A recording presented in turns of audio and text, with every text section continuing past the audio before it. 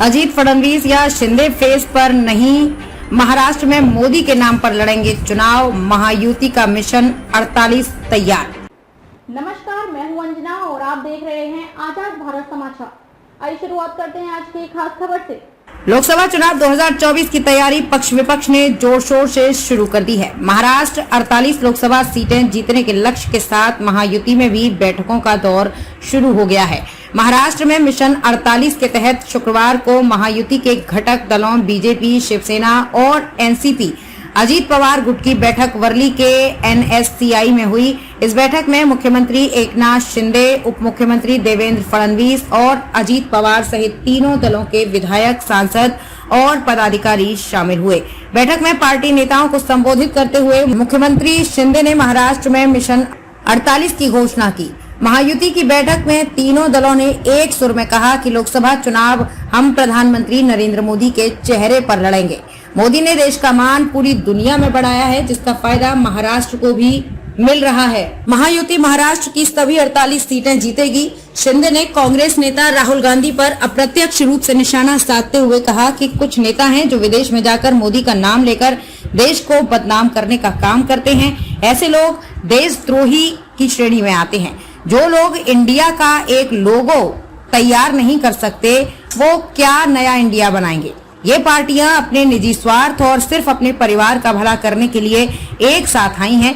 ये कैसी एकजुटता है जो लोग अब तक अपने नेता घोषित नहीं कर पाए हैं। इससे पता चलता है कि वे कितने एकजुट हैं। महाराष्ट्र के मुख्यमंत्री एकनाथ शिंदे ने कहा, उनकी सबसे बड़ी विफलता ये है कि वो प्रधानमंत्री नरेंद्र मोदी के खिलाफ प्रधानमंत्री पद का उम्मीदवार नहीं खड़ा कर सकते।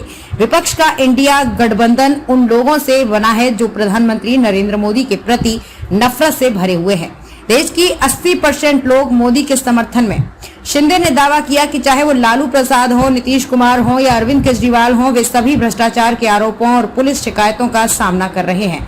शिंदे ने एक रिसर्च की एक रिपोर्ट का हवाला देते हुए कहा कि देश में 80% लोग मोदी का समर्थन करते हैं। शिंदे के निशाने पर पूर्व मुख्यमंत्री उद्धव ठाकरे भी रहे। उप मुख्यमंत्री देवेंद्र फडणवीस ने जोर देकर कहा कि महायुति के नेताओं, पदाधिकारियों और कार्यकर्ताओं को जनता के बीच जाकर केंद्र और राज्य सरकार की उपलब्धियों को बताना चाहिए। विपक्ष सरकार के खिलाफ दुष्प्रचार कर रहा है, इसका हमें आक्रामकता से जवाब देने की जरूरत है। पार्टी पदाधिकारी को अपने मतभेद भुलाकर लोकसभा चुनाव की तैयारियों में लग जाने की जरूरत है, क्योंकि देश के विकास के लिए मोदी का चुनकर आना जरूरी है। इसमें महाराष्ट्र की 48 सीटों का योगदान अहम होगा। उन्होंने कहा कि महायुति में तीनों दलों का गठबंधन फेविकॉल का जोड़ है, ये नहीं टूटेगा। फडणवीस ने एक राष्ट्र एक चुनाव के विचार की सराहना करते हुए कहा, एक साथ चुनाव कराने से खर्च में कमी आएगी। खबरों में अब तक के लिए बस इतना ही। फिर होगी आपसे मुलाकात ऐसी एक खास खबर के साथ। तब तक के लिए नमस्कार और देखते रहिए आजाद भारत समाचार।